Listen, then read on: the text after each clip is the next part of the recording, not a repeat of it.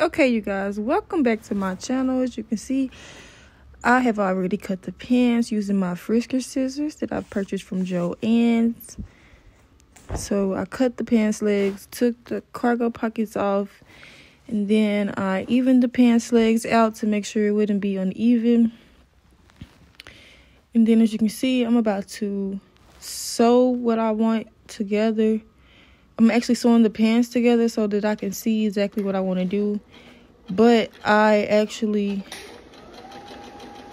go ahead and add the Hello Kitty fabric in, and then here I'm sewing it all together piece by piece. It kind of took a little time, probably about 10 minutes, not much. Then I'm going to show you how it looks after it's all sewed together. I got the Hello Kitty fabric from Walmart. That's what it looks like when it's all together.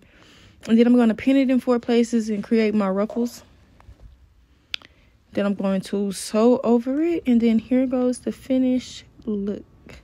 I will have another full tutorial. Let me know down in the comments if I should drop like a fully in-depth tutorial. Thank you for watching.